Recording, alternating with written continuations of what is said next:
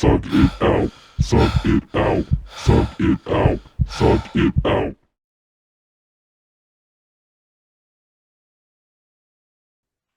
Hi, everybody. Welcome back to another episode of the Thug It Out podcast. It's been a while, probably around 3, 4 months.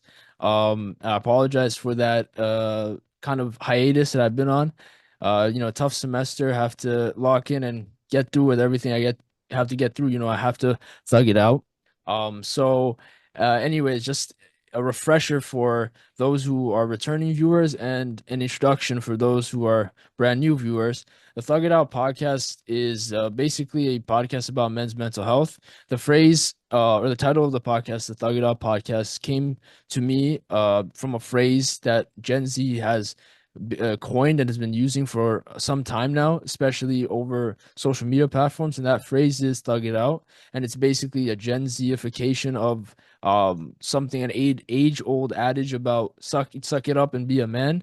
And so the reason I'm doing this podcast is to discuss men's mental health, to maneuver through it, to understand it, to talk to those in Generation Z and those older and those younger to see what can be done about this epidemic in the young adult population, particularly in males.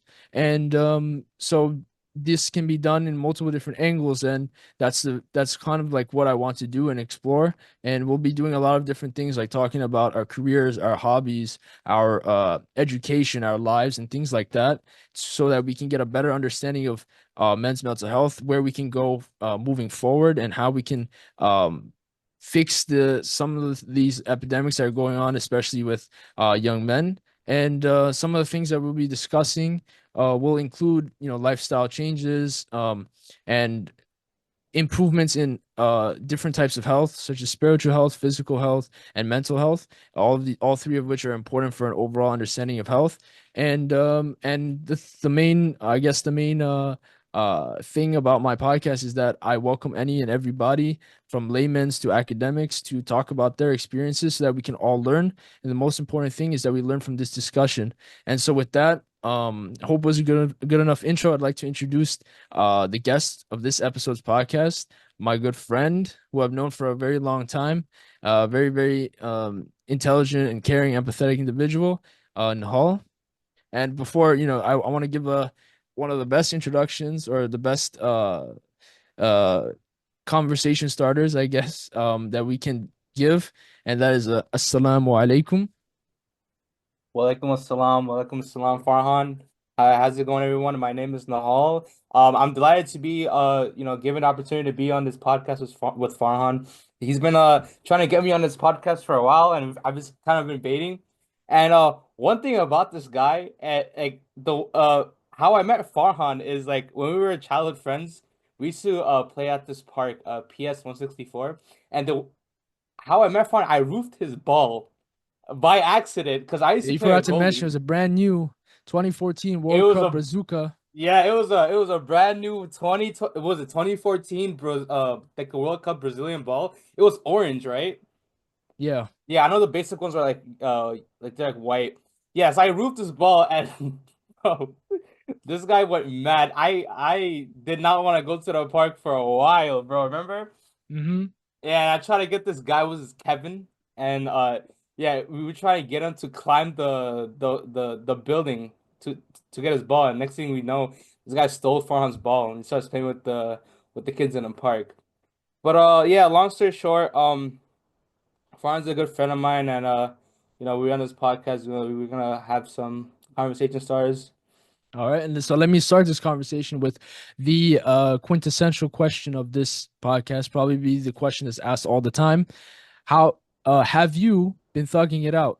And if not, how have you avoided it? And if you are, how have you been thugging it out? Well, I've been thugging it out. For me, it's I don't know, like things that are stressing me out in life is more of school. Like I don't know, school's been hitting me a lot, especially with like not having a straight like what is it like a path on like a guaranteed let's say internship or a job right after college. That's one of the things that are really stressing me out, and I get absolutely no sleep. But luckily, I did find a good internship at Wavico Data Solutions. So I guess that's the least of my worries. But now it's like, what next? Like, what's after that? Like, yeah, I found an internship, but it's not a guaranteed job. So it's like more of like school related things that are like stressing me out, and of course, like family stuff. But I've been keeping it strong. I've been thugging it out. But I've been doing my best. Like, what can I say? Hmm. And so, I mean, yeah, so I guess that's a situation that we're all in pretty much at this point. The people in our generation, um, we've been dealt with a very difficult hand at least. I don't know if other generations say the same thing, but Gen Z definitely we're in a crossroads of the effects of the boomer generation plus whatever generation alpha has done, and we're just like in that crossroads at the moment. We have to navigate through that. And so I'd like to kind of do a evolution of who Nahal is. And so you said you've been thugging it out, so like where does Nahal Hussein's story begin? You want to give a little like introduction of where you're from, what you do, and like your background? Yeah, so I wasn't born here. I was born in Bangladesh. So when I came here when I was 2 years old, and right now when like once I got into college, I was very like indecisive on like what I wanted to do. So I just hopped on the computer science route, and I didn't want to do just straight software engineering, but more of like project management. I feel like the software engineering and this computer science is like an oversaturated like route. So it's like I just wanted to hop on the project management route because why not? It's just more of a easy job. You get to like well, I wouldn't say easy, but you get to like work with other people. You get to communicate with more people. So that's like one of the things that I like love about like this major that I'm doing right now. And like the internship, like as I said, is something that I really want to do because I get to work with other people. And like that's like one thing like with me it's like trying to be like get out of my comfort zone. Like the more you get to work with other people, the more you get to learn from them. And it's like when I was like if like when I was in high school, I hated working with other people. But now since like being given the opportunity, I get to learn new things, get out of my comfort zone. It's it's like a new thing for me, and I was just like, why not? Let's not tr- let's just try it. Okay, so you said you're computer science. So the big thing with the computer science major at least is that, I mean, the term, I'm not computer science, but the term that I've heard that's been popularized at least is the bubble has burst. I mean, I wonder if you're familiar with that, and if you know what that means exactly, if you could like explain what it means the bubble has burst and how has that impacted you. I'm actually not familiar with bubble burst. Like Okay, okay, you have to that's kind of good. like Well, I yeah, mean, wait. circles of people that I'm around at least have said that the bubble has burst, as in the bubble of computer science is the golden ticket to financial excellence. Basically, when we were in assume like high school at the end of middle school, we'd hear from all of our upperclassmen saying that, oh, get into CS as fast as you can, do CS as much as you can, because people who are doing CS are landing 200K plus jobs after graduating from college after 4 years undergraduate, which is unheard of for the majority of industries at least, because you need to work in that industry for a while and build yourself up. Now, CS is apparently excluded from that kind of rule, and that was something that a lot of people said. And then you get the influx of newly grads getting placed into positions in CS companies, along with the COVID-19 pandemic in which everyone was sheltered in and had to social distance and stuff. And then it impacted the world economically, greatly impacted the world, and mass layoffs and things like that. So all that collectively has been called like the bubble has they've coined it as the bubble has burst, as in the CS bubble has burst. And so I was just wondering if that CS bubble bursting has impacted you in any way. Bro, absolutely, bro. Like it's funny that you mentioned like as you said, like everybody, like when you were in high school, everybody's like, yo, especially with like the whole COVID outbreak happening, like your teachers, like I don't know if you're from a lot of teachers like saying you should hop on tech jobs. Dude, software engineering is like, booming right now. Well, yeah, they're gonna say that. And yeah, I think that's what you meant as in like the bubble bursting. And I wasn't familiar with that because I didn't hear that before. But yeah, I that's kind of like how I hopped on the bandwagon of this shit. It's just like crazy. One of the things that I like, okay, what really got me to do CS was definitely the finances. Once I heard it was like 120K starting salary just as an entry level position, I was like, dude, why not? I get to sit on my computer. I get to like fucking just like be in front of a computer all day and get paid for doing that shit. Why fucking not? But once you actually hop into college and then you start taking these fucking shit like crazy ass classes, then you kind of understand why nobody wants to go into this shit. And it's more uh like in college they would feed you this bullshit where it's like, oh, if you don't get a degree, you won't go. Dude, that shit is so like stupid. It's just like it's more of getting certifications and being able to build your own projects. And I feel like college doesn't allow like it does they don't give you that chance to, build your own projects. It's more like coding and math related questions that they just throw at you. And that's like kind of unfair in a sense, but it's like I feel like that's how they get you. Like the finance part and like the salary is like what really like it's more of like a eye catcher. It's like how they reel you in, and that's how people just fall into that like loop, and then they're like and they wonder why they're homeless now. Like I don't know like what to say. Yeah, that So it's definitely is the meme that's associated with the community, CS community. I So might be so homeless. Who fucking knows? Like it's actually a oversaturated like field, and it's like it's crazy right now, especially at a time like this where like the economy is just shit. Like it's unpredictable. mhm. So how have you navigated? I mean, you said in your introduction that you've been fortunate enough to land an internship for this summer, and alhamdulillah, that's a great thing. It's like one Alhamdulillah. foot through the door. And so I was just wondering how did you navigate that? And for those who are coming into this field, for CS at least, a lot of the things we've said so far would make people apprehensive, would make people nervous, and second guess that decision to come into CS. So what would you say? Would you say it's like a cautionary tale? If you know what to do, you'll do fine, or do you say, steer clear of this particular industry? I would definitely say if you are a tech person, if you love coding, if you love building projects, if you love just computers in general and anything tech related, if you want to hop into any CS position or tech field, I say go for it. But make sure you go because your heart's in it. Hmm. And it's like it's That's a big thing, right? yeah, that's a Yeah, big thing. Yo, you yeah. don't want to do something that you don't want to do because then when you start doing it, it's like, yo, what the fuck am I doing? And I'm not gonna lie, my sophomore year of college, I was like that. Like I think I changed my major twice actually. But and then I went right back to CS, which is crazy. But now it's like good thing I'm not in like I'm in a concentration of a project management major. And that's something that I want to do. I want to be able to work with other people, not just be in my computer and work on projects all day. But I was like, don't do it because of the finances. It's legit. It's gonna like it's not gonna pay off in the long run, and you're gonna end up in a mousetrap. So if you want to do something, make sure your heart's in it, and that goes for almost everything, not just like CS or any job, dude. It's like anything you want to do, make sure your heart's in it. That's how you excel and do and do like and do it to your best ability. Hmm. And yeah, and I just dude, don't do something you don't want to do. It's that simple. Especially in college, bro. You're gonna get Yeah. fucked.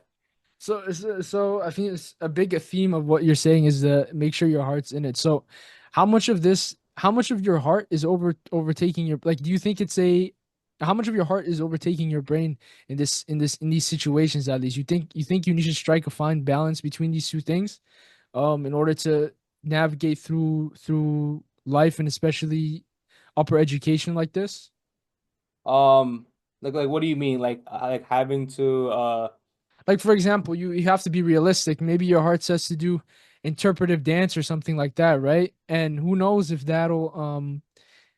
be economically viable for some people, right? But then the thing is, do you believe you have to strike a fine balance between that, or do you think your circumstances have kept you away from doing what you know, for example, if your heart wanted to do something like that's less economically lucrative, right? Financially lucrative, and your background, I mean, we're both South Asian immigrants. You think that Yeah. has those circumstances? Of course, no one chooses those circumstances. You're just given it. You're just Yeah. placed I into know it. I know exactly what you mean. Okay, so Yeah. so how do you feel like you have to navigate that? Do you think about those things when you're thinking like, am I trying to seek individual happiness for myself, or do I have to do what's best for, you know, I guess my family, the family's Yeah, reputation, things yeah, like that. yeah. Like, growing up as a South Asian, especially in a brown household, I'm the oldest son, so a lot of the burden is placed on you. If you were to tell your mom, "Hey, listen, I want to do art," they'll slap the shit out of you, man. It's just that simple. You need to like understand that brown parents, especially if they're immigrant parents, they're not gonna understand most of like certain things you want to do.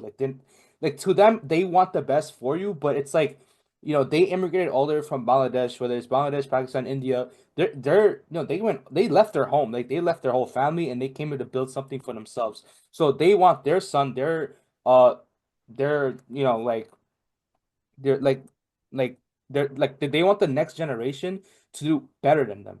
So, for me, my mom and my dad, they had this thing. It was either doctor or engineer for me, and I did not have any options for myself. Whether it may be painter, artist, dancer, dude, it was either engineer or doctor.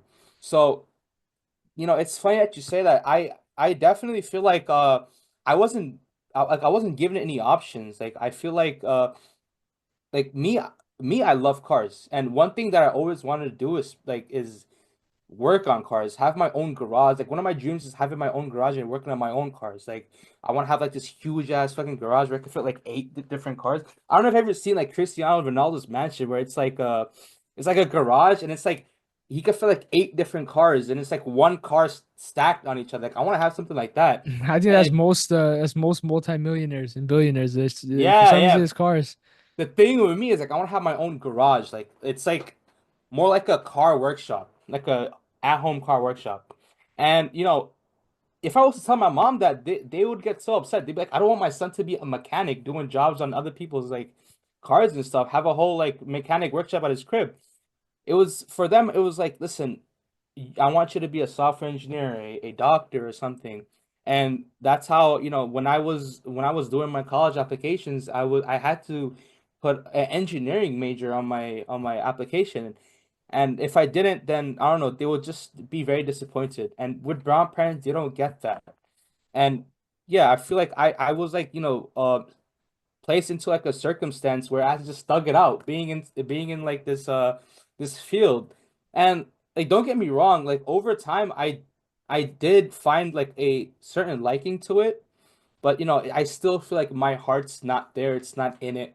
Like I would love to like like go to trade school, learn how to work on cars and build like a good workshop for me and something like that. But it's like, I feel like like growing up as a just like as a brown oldest son, like being the oldest son of the family, the the burden is placed on you. You have to make sacrifices like for yourself and for your family for what's best for you. Hmm. So And that's one of the so sad points. you've taken that role in your stride. Do you feel that you've taken that role in your stride?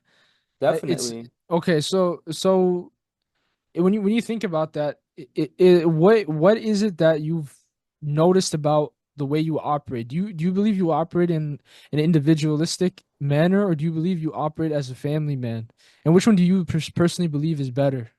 I'm very family orientated, so I would definitely say a family man. Like I listen, I'm willing to make sacrifices for my family. But like of course I'm gonna think for myself, but I'm also gonna think for my family. Because like the way I look at it, it's my father came all the way from Bangladesh, had absolutely nothing to his name. He didn't even speak the language. So it's like if you like when I think about it like that, I just tell myself, yo, my family has made so many sacrifices for for themselves, for their family back home, and for the next generation. As for me, so like when my dad was here, he had to support not only himself and his family here, but his family back home. So it's like think about like that burden placed on him. So it's like I understand why he's more hard on me and how and why I grew up the way I did. So it makes me think about now it makes me think more about damn, like I should be more family, like that's what taught me to be more family orientated and do what's best for my family. And so it's more like I'm not that like individualistic, but more family oriented in a sense, if you know what I mean. Hmm. And so like what are your thoughts on Generation Z in general, like our age group, our generation of people? Do you believe that you said you're a family man. Do you believe overall on average that people, and especially in our age group, are becoming more and more individualistic as people?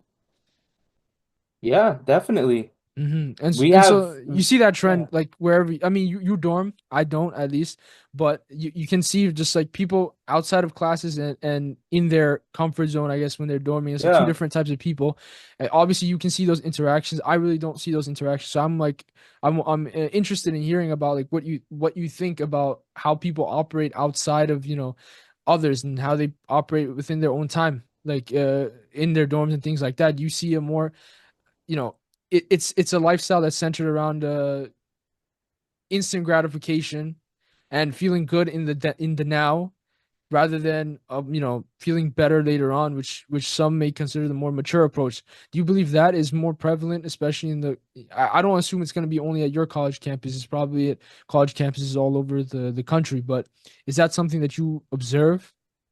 Yeah, I definitely see it. Me being in college, well, I dormed for my first 2 years. I dormed in freshman year and also sophomore year. I stopped and I started commuting. But one of the things that I've definitely seen, especially as a freshman, I would say, is a lot of people being given that freedom to do what they want. And I feel like it's too much in a sense. It's like they have so much, especially people who are coming from like stricter households. They've been given so much freedom that they just don't know what to do with it. So they Hmm. just like bug out. And whether it's like going to parties, whether it's like being drunk on like their boys' dorm floor, or it's like they're getting high with their friends. Very I feel specific. yeah. Listen, very specific, not speaking from experience, yeah. But yeah, it's like being given a lot of freedom that they just don't know what to fucking do with it. And I feel like a lot of like to answer your question, like our generation, Gen Z, has been given a lot of the individualistic mindset. Like they've been given like especially like college culture, like being able to dorm for college has given people like a mind like it's been like basically they have more options to do what they want to do. And it's like it's too much of it. So I feel like we're definitely growing up in an age where like that's very common. Hmm. So where do you believe differentiates you from this other type of do you believe, first of all, this is a good question, I guess. Do you believe that you have been, I don't want to say protected, or do you have been dissuaded from this type of lifestyle in any way? Like you feel like you're more grounded in a certain other more family oriented mindset, and if so, why do you think so? Like what is the what do you identify as the number one reason for that change in that mindset? Because we're all from the same generation, yet Yeah, yeah, vastly yeah. different mindsets, right? So I want to know what do you give the credit to? What maybe Um, who? Definitely my dad. Definitely my dad. As I said before, he was very, very strict on me. Like me growing up, I would see him being more let's say strict on me than my siblings. Like my little brother didn't grow up the way I grew up. So it was like while like seeing how my dad treats my sister or my brother, like my younger brother, it was like more different than how he treated me. I was like he would like growing up I didn't have the best grades, like let's say like when I was in elementary school or junior high school, dude, I was like slacking off a lot. Like I love playing video games, I want to go outside, I want to be a kid, like. But the thing with him is like he was so strict on me that I just didn't give a shit about school. But one of the things that I learned from that is definitely like as I grew older, I understood why he had all those restrictions like on me.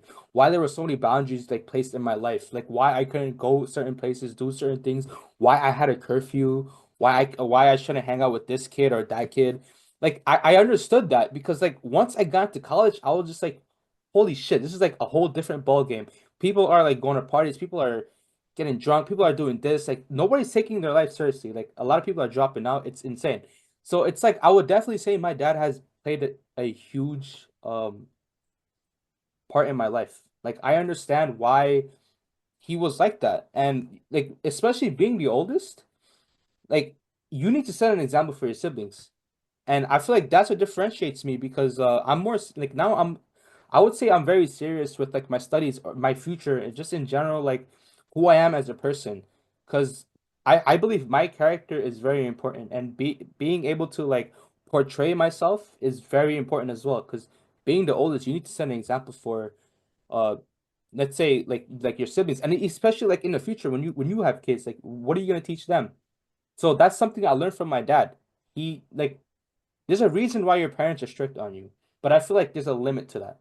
Hmm. Like if you're too strict on your children, they're gonna want to like lie. They're gonna want to like do this. They're not gonna have a good relationship with you, and that cuts off like it cuts off any communication that you can with them, and it's just it's horrible. It creates a toxic environment that you just don't want to grow up in, and that's I feel like that's a lot of that's like what a lot of us have to go through, especially being a brown kid in in this day and age.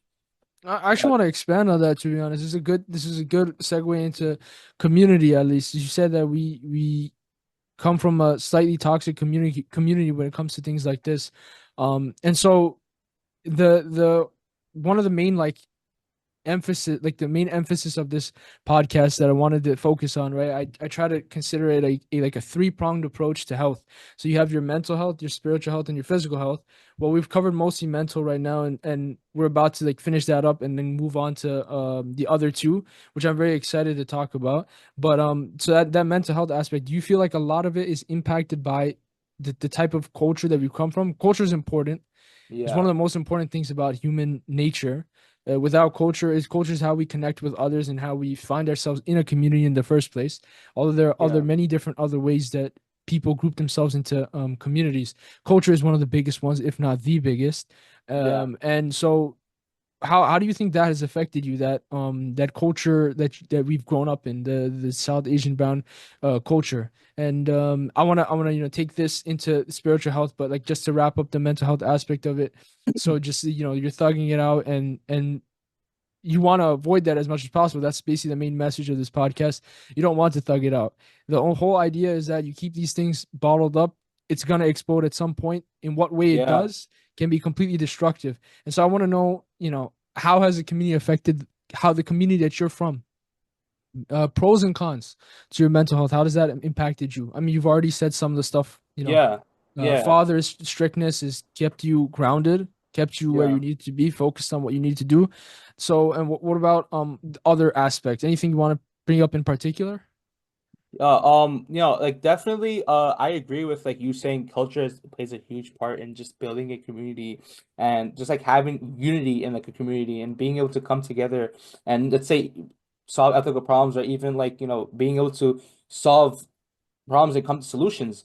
But I feel like with brown culture, uh they prioritize it and they like alhamdulillah Muslim and we're both Muslim, but I feel like when it comes to religion it's like they can't find a balance. It's like it's culture over religion, and it's like it's hard for them to differentiate between that.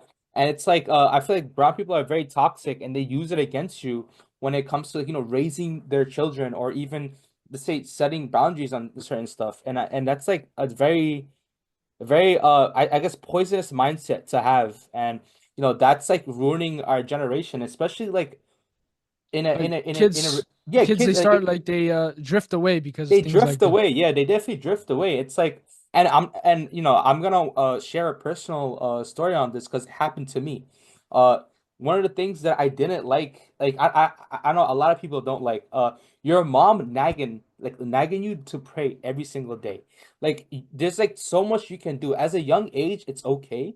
But if your parent like or your mom is nagging you at 18 years old and telling you to go pray and and this kid's like 18 and he's just being nagged at by his mom, he's not gonna want to pray.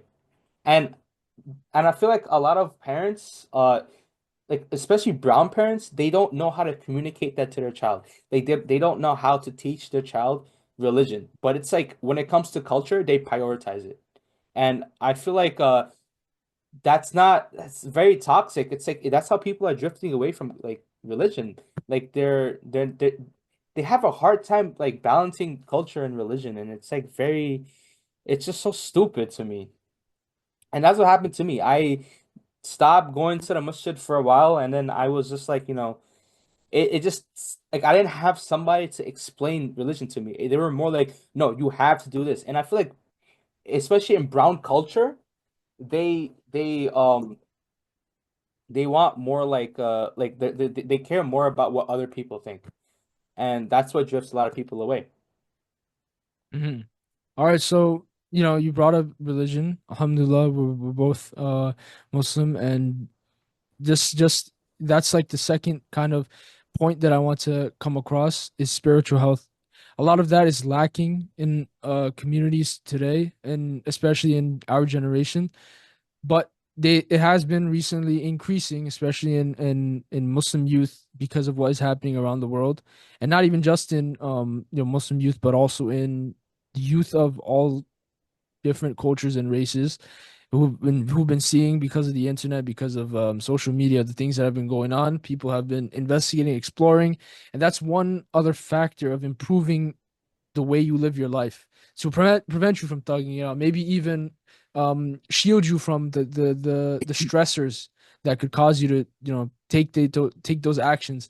And so like one of those things that I want to highlight is spiritual health. So how has that been going? How has your journey been for that aspect of your life?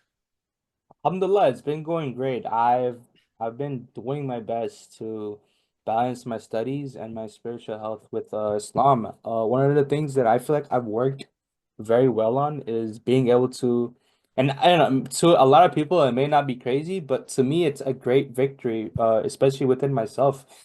Being able to keep up with my 5 daily prayers, like I feel like everybody has a problem with that, and that was a huge issue for me.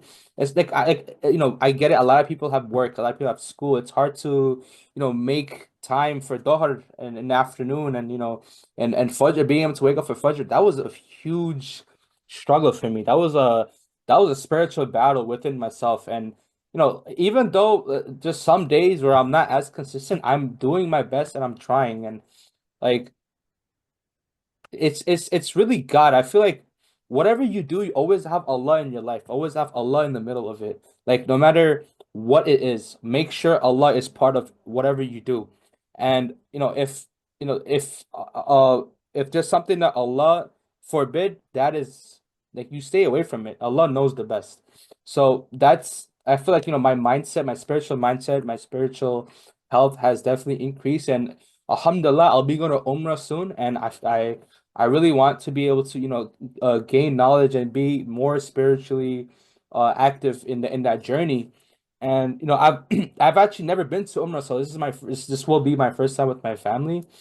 And I just want to learn more. I want to be able to obtain more information and just be close to God. God is very important. Allah is the most like you need to have it in the center of your life, no matter what it is. Like you got that job, alhamdulillah. Like du'as, like always make du'a after your prayer and make sure Allah is in the center.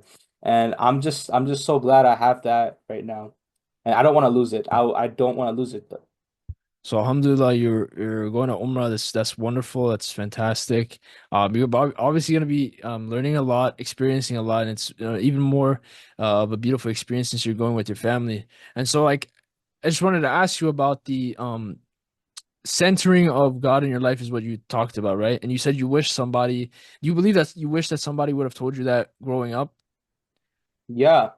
Like I didn't have like back to the question on brown culture being prioritized over religion, I feel like that was one of the big things that I really hated growing up because your mom or even like your like a uncle, like a random uncle would nag you about like, hey, listen, oh, like pray, do this, like do this, do that. Oh no, that's haram. That's like don't question Allah. Don't.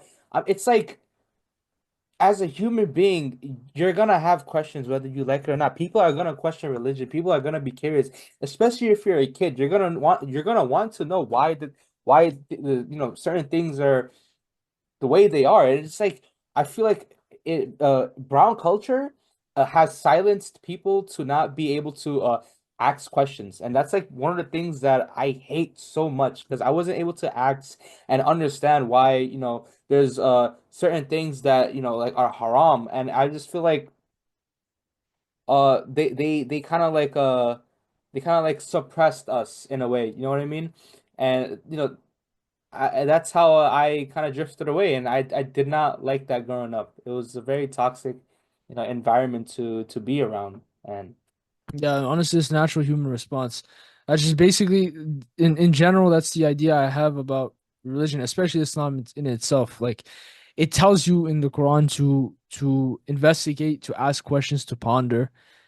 There's a whole Surah Rahman where it just asks you repeatedly, like, which of your favors of your Lord will you deny? This is a question asking the reader who is pondering about it, like how many of the favors will you deny, as in when you look around, when you see the trees, when you see the water, when you see the sky and things like that. Nature itself is a sign, is a indication of intelligent design, an indication of something is out there controlling the world, taking care of things.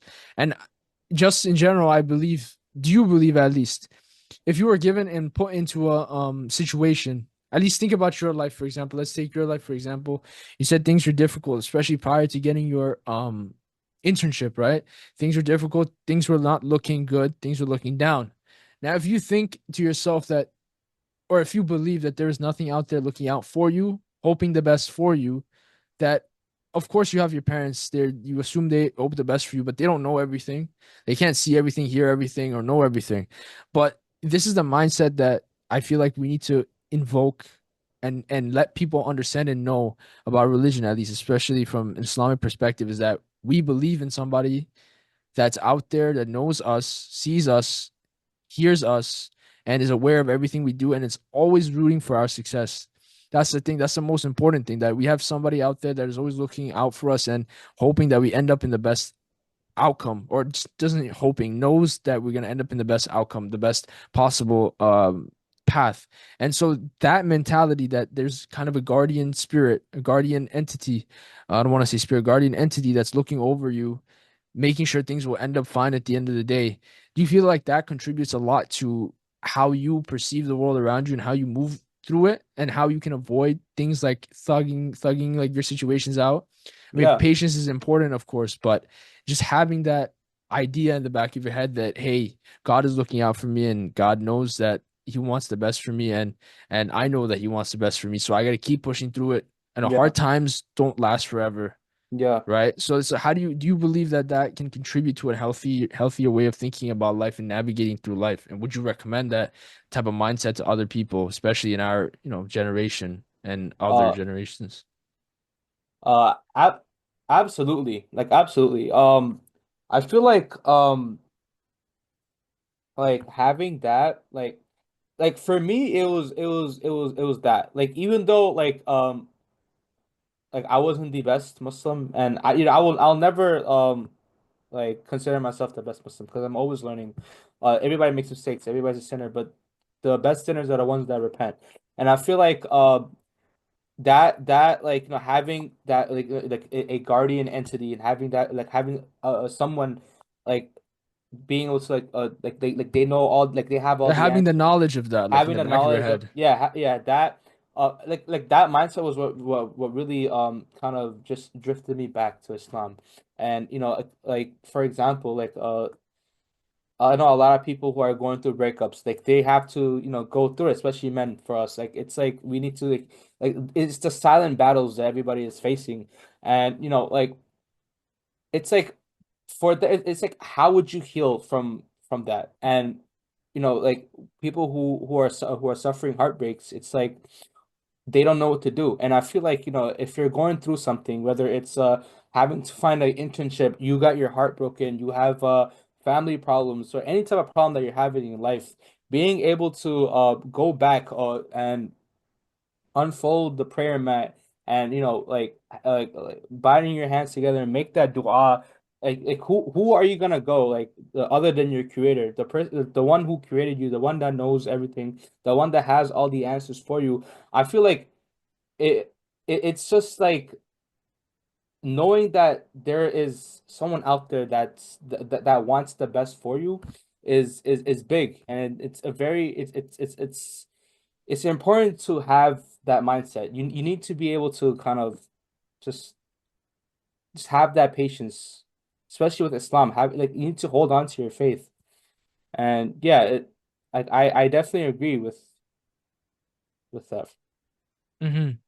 And so that's basically, an important component of overall health. Definitely one of the ways in which people can avoid thugging it out. Young men can avoid thugging it out. You definitely recommend to young population of young men that religion is an important aspect of their life, and the sooner you realize that, the better. Especially as a young individual. But the thing is, tomorrow is never guaranteed. Young is just relative to how long you've been on this planet for. Uh, Death does not discriminate between age. It doesn't, just because a 60-year-old and a 20-year-old are 40 years apart in life, right? Doesn't mean that the 20-year-old can't die before the 60-year-old Yeah. or something like that. So situations like that put things into perspective for a lot of people. And fortunately, at least from what I've seen, there's been a great shift of, I would say, young minds towards religion based on a bunch of situations that are happening around the world. And just understanding that things happen for a reason. Things occur, bad things and good things happen because everything's predestined, pre-planned, and that's all part of our fate. That is something that brings solace to a lot of people and brings comfort to them. And so like that's that another aspect of how we can help, others improve their health, is to just always go back to something like religion. And discussions about what's the right religion, of course, is a conversation for another day. We of course have a biased opinion on what it is, but at the end of the day, find yourself in a grounding environment, such as a religious affiliation or community, something like that. And then the last thing that I want to discuss, something that you believe is a big impact had a big impact on the way you grew up, was your physical health. Like growing up, I mean, you told me we when we played, right? You were let's just say on the horizontally challenged side for some time. Yeah. It didn't stop you from being a great goalkeeper, by the way, A big except for boy. that I was a one big time you boy. roofed my ball. But we moved past that. That's character development. Yeah. But so talk to me about that. Is a lot of the time a big kind of shift for young men is going to the gym, getting the gains, putting on mass or losing weight. In your case, right, and my case too. I was a chunky young man. Yeah. Still am quite chunky. Still gotta lose some, but so yeah, that's honestly like a wonderful thing about the internet that I've noticed, at least, like creators that have catered to young men, telling them to go to the gym to fix their bodies, whether it's for vain reasons such as attracting the opposite sex, or just looking good in the mirror or something like that, or just for health reasons, to be fitter as a human being, to be fitter as a adult, so you don't have health problems later on. Whether it's either of those reasons, going to the gym and working out is an important thing. So I was just wanted to ask you how something like that is going, and what kind of inspired you to take that action and kind of change the way you look and things like that, and how that has impacted your life, positively and or negatively. I actually do not know where to start. Like, yo, I was so like it's actually crazy. I was actually like if there was a word for like if there was a higher, let's say, a word for obese, like I was on the obese, like all caps obese I'm side. gonna give you some credit. You were not on my 400-pound life level, okay? But Yo, but like for a kid who was like 8 years old, being a damn near 100 like 100 no damn near 200 pounds for being like 8 years old, like almost like I think it was like 150. I think average is like being like 120, but I think it was like on the 180 side. Like I was huge, dude. I had flaps everywhere on my body. I looked like a melting ice cream cone.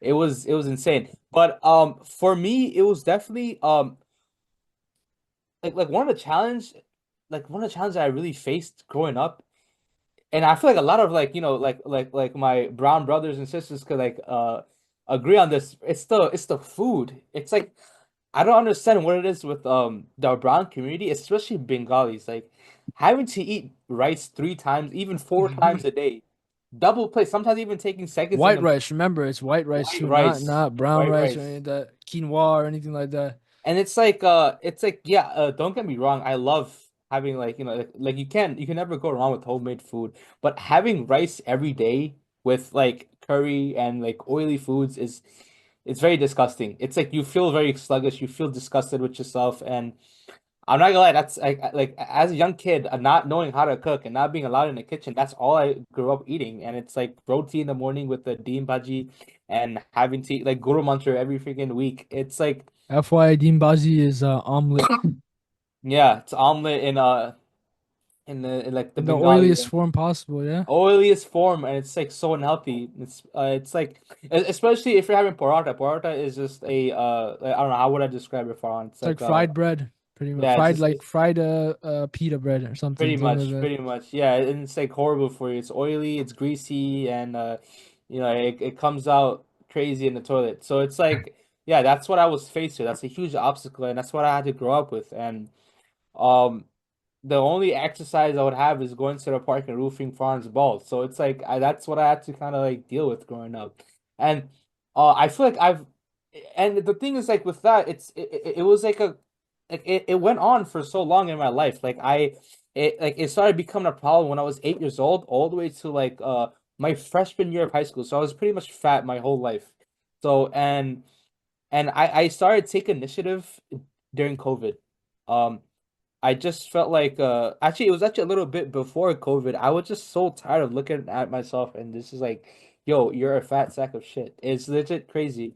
And I just feel like a lot of people can relate to this because when you're like when you're in high school, especially I didn't go to like the best high school, being like picked on and just like seeing everybody like do being like so athletic in the gym, like oh shit, that guy can play basketball, he has so much like stamina, and I'm just there like holy shit, like I probably passed out after 5 minutes. You start looking at yourself, you're like, yo, you gotta do something about this, like you need to get in the gym, whether it's either get in the gym or fixing your diet. And one of the things that I started working on was my diet. And I feel like what was so hard about that is like stress. One thing about me is I stress eat a lot, especially like if you have food around you and it's like you're going through something, a hot warm meal is like it'll have you right for for a while. And it's like I use that as a way to cope, as a way to cope with like how I'm feeling and how stressed I am, whether it's family issues. Like food was let's say my warm, like it was my warmth in life, and I loved it. I still love food, but it's like alhamdulillah, I'm able to control it. But as a kid it was hard because it was just a way to cope with a lot of things that were going on in my life. So once I started going to the gym, uh like once I had my diet in control, like being able to transition to a gym was extremely hard. I didn't know what to do, and I had the only reason I got into the gym is because one of my close friends, Akib. He's like a huge freaking bodybuilder now, but it's like back then he was also starting out, and I was also starting out, so he was teaching me, and he got me into the gym. So I was very consistent at a point, and when I started going, I was like 15 and I went to the gym consistently. I went from 180 pounds straight down to 150, and I even started joining the wrestling team. And that's how I started kind of like let's say taking control of my physical health. And I feel like I feel like that is definitely a huge battle within yourself, especially if you're going through things and you're trying to thug out like, a lot of your problems in life. Uh I feel like the gym is definitely a let's say escape route. It was definitely an escape route for me because I looked at how people were treating me. Like when you're like, like once people see that you've taken control of your physical health, I feel like they have more respect for you and you get treated much more differently than you would. And for me, it was like I was very fat, and instead of getting picked on, a lot of people were kind of asking me, "Damn, how the fuck are you doing this? Like it's like being able to lose like 30 pounds in just like 4 months, like 4 or 5 months, was, I don't know, like I guess it was very respectable. And I'm not gonna lie, I was able to look at myself much differently, and now it's like I see how people treat other people, just due to how they look like. And that's a, if being like that was a physical battle for me, physically and mentally. So that's my transition journey on the physical route. Yes, yeah. So of course, yeah, like just understand that a lot of things are shallow. Just to not to be uh somber about stuff or morose about stuff, but people are shallow. They will treat you differently, look at you differently, act around you differently, depending on how you look, which is for a lot of people something they can't control. And so, what you can control, and I'm happy that you said that you said Yeah, that you took initiative. Initiative is the most important thing, to be honest. We as a man, it's best to be proactive rather than reactive. You always want to be preparing for scenarios that will occur rather than reacting to scenarios that have already happened, and that's a big factor in improving your overall health and the way you navigate your life. And so it's I'm happy that you found you know this new found respect from people that you've yeah. gotten because of the way you've changed your life. And so I just wanted to know, like, just to focus on something a little bit big for me as well. It's just a little idea that you brought up. You said somebody, Akib, was a good friend of yours, and that who introduced you to the gym, who gave you the confidence to go there, who taught you to do what you learn to do to improve yourself. So that's the thing that I want to focus on, that aspect about friends and friendship in general. So how has that impacted you in the way that you've navigated like mental health, spiritual health, and physical health? How important do you believe friends are when it comes to that? For me personally, at least, I've had a lot of experience over this past year and a half about what a friend is. A lot of thinking has been done about that, to be honest. And my opinion on that regarding friendship is that the word has lost its value. Um, for the most part, friends aren't what they used to be. I feel like as uh growing, like, being a young adult and just like thinking about it and pondering about it, friends are not what they used to be. You read about some of the people, especially from the seerah of the prophet, peace be upon him, the life of the prophet, of course. You understand what a companion, what a friend is, and how they should be treating one another. And it's not just a friend to a friend, it's a Muslim to a Muslim. You understand like how a Muslim brother is supposed to treat his Muslim brother, and so on and so forth. And these qualities are what you seek and expect from somebody, probably to a higher degree if they're your friend. And so I just wanted to ask you, like, why do you think of like the impact? What is the impact you think of choosing your friends and the people you hang around with? And if you had to make that call about maybe cutting some people off or deciding that these are not the people that you got to move, like that you need to move your life along or to improve your life, and how you kind of uh figure that out, and whether or not you think that that's a necessary step in improving yourself, improving your life in a way that you can avoid some of these situations that may make people bottle their emotions in and thug it out. Um, yeah, that's actually a very good question. Friendship, it's like it's very important in your life, especially like if you're trying to better yourself as an individual and trying to build character. I feel like just as you said, Farhan, it's lost its value in this day and age and in our generation, mainly because I feel like people feel like they have no options. Like, oh, if I cut this person off, dude, my life is gonna be lonely. I'm gonna feel lonely. I feel like that's a very poisonous mindset to have, and you should never have that mindset. Your friends are who your friends depict who you are. Your friends define who you are as a person. If you're hanging out with three idiots, you're gonna be the fourth one. It's just that simple. It's just like That's um good. I'm gonna use that. yeah. It's if you're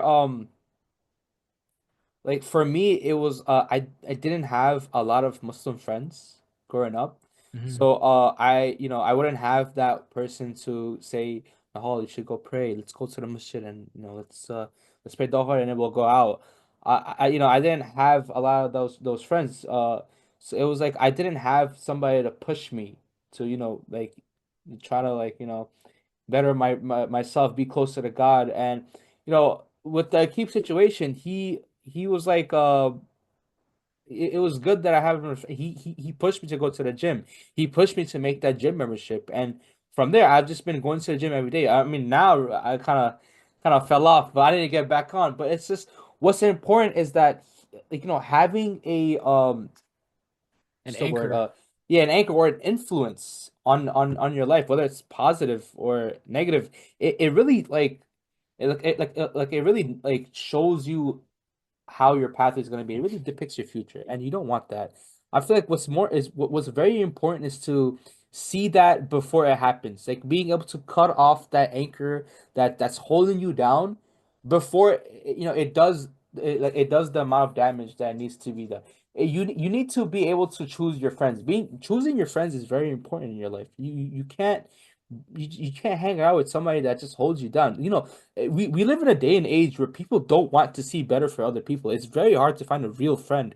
And like if that's what's happening in your life, dude, you need to cut them off. Like you don't understand how dangerous it is to have a snake. A lot of people don't understand the phrase don't drink poison because you're thirsty. And that really defines to like don't be afraid to cut off the people that you need to cut off in your life. If even if you feel lonely, at the end of the day, it's gonna better you. And like what can I like your friends are very important. It's a companionship, it's a brother, it's a form of bond that like you should have that bond with somebody where they don't hold you down. You want to see your friends doing better and you want your friends to see you doing better. That's the only way you can elevate in life in general. So that's a very good question, Farhan. I feel like nowadays friendship has lost its value. People don't want to see the best for people. People are talking behind people's backs. People are backbiting. People are, they just don't understand how important friendship is nowadays. Hmm. And so yeah, I feel like we've covered a lot of things. This is good. This has been a good is it dissection of who Nahal is and the things that have been going on in your life. And I think we've done a good job of you've done a good job of addressing a lot of the issues that we see in modern times and how you go about solving those issues, what type of routes you go, what strategies you undertake to solve those problems. And it's definitely, I hope, whoever watches this benefits from all that information.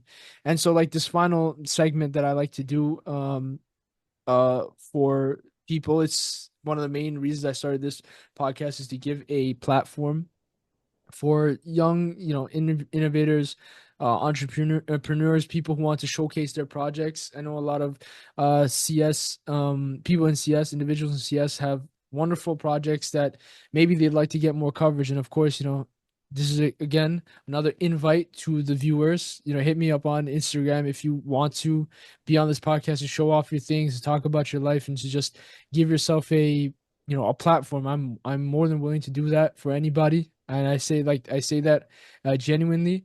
And so just to do that for you as well, Nahal, do you have like any particular projects you want to talk about? Especially I remember you had the car hobby that you spoke about. Is there anything related to something like that you're currently pursuing?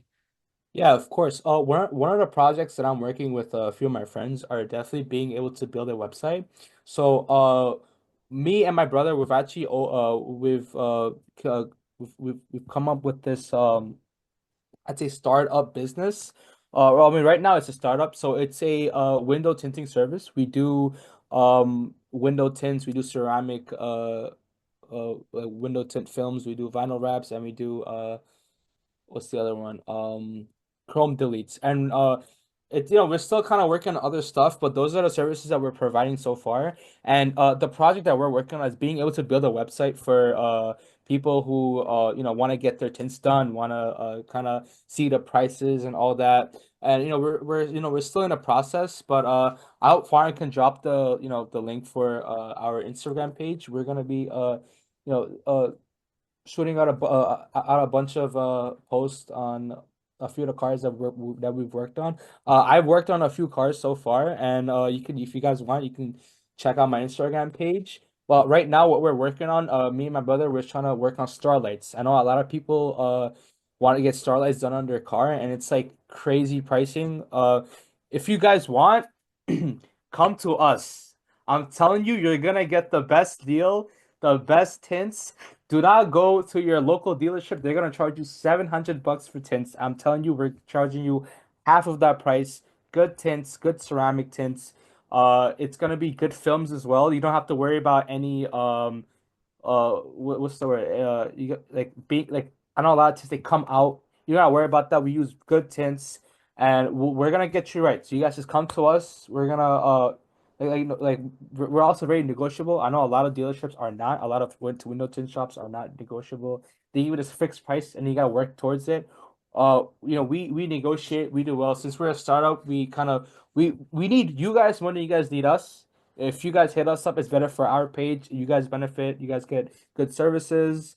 Help us so we can help you. And you know, check out our page. And we're gonna have a website soon. And we hope you guys like it. If you guys want, always shoot us a DM and drop reviews on what we can improve on. So that's what's going on right now. Yeah, it's see, side projects. This is a passion project of mine as well, this podcast, and we got another passion project of Nihal's on full display here. Good advertisement. Just to help them out. You're based in where? Based Uh, based in what where?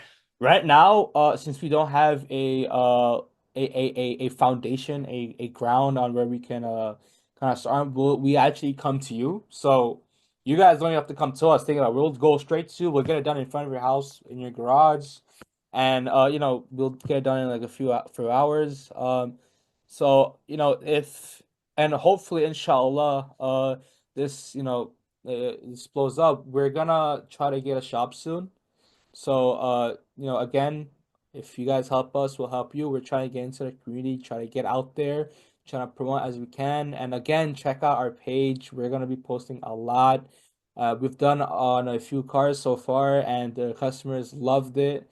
And we also hope you guys love it too. So just hit us up. And again, starlights are coming soon. Hopefully, we can get the supplies needed.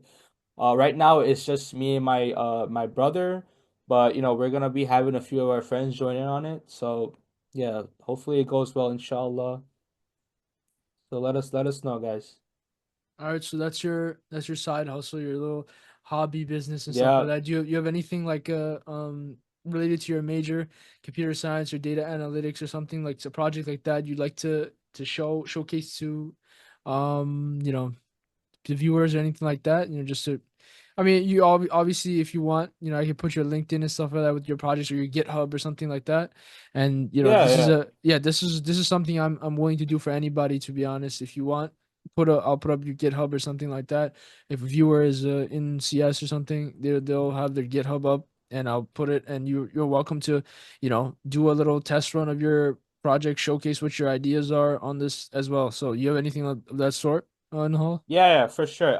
Yeah, so actually, as I said before, one of my passions are definitely being able to work on cars, being able to, have my own little shop going on. So since, I unfortunately couldn't be in that field, since I am pursuing CS, I wanted to make the most of it. So something that I'm working on right now is definitely being able to customize your own car. It's basically a generator or a automated generator of like I don't know if you guys heard a PC part picker, but it'll be more of like a car part picker for, those car enthusiasts out there. I know it's very hard to kind of, have like a spreadsheet of the parts that you need for your car, whether it's an intercooler, whether it's a piping that you need to get done, or exhaust system that you want.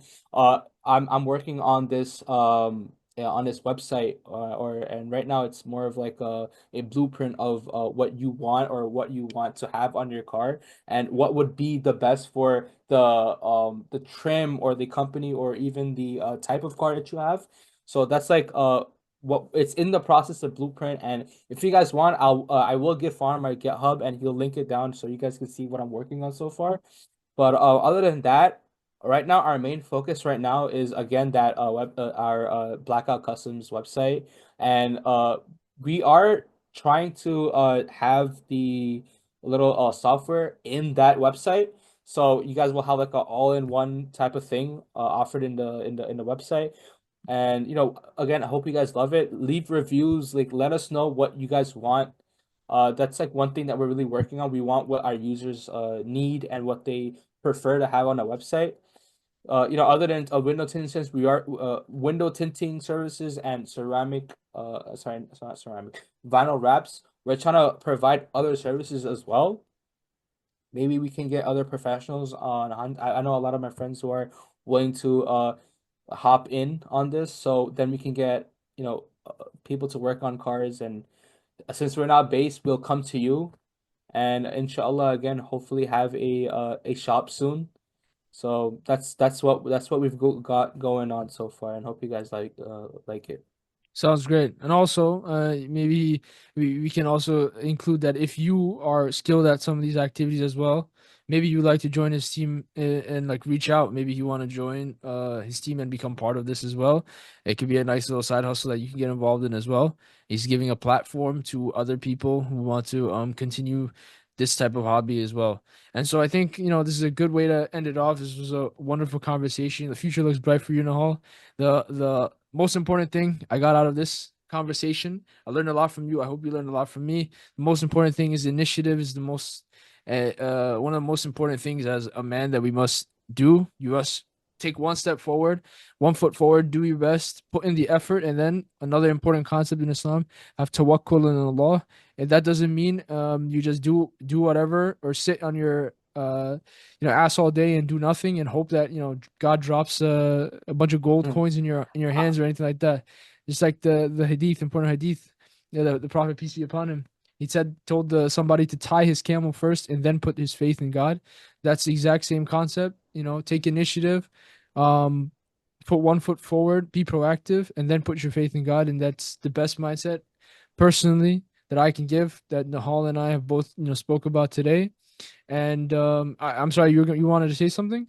I just want to add on, have patience and trust in Allah, trust in your creator, and also do what your heart tells you to do. Do the things that your heart like do the things that you want to do, and make sure your heart's in it. Whether it's Islam, whether it's your schoolwork, whether it's a career that you want to focus on, make sure your heart's in it, and don't just do it for the finances like other people like me.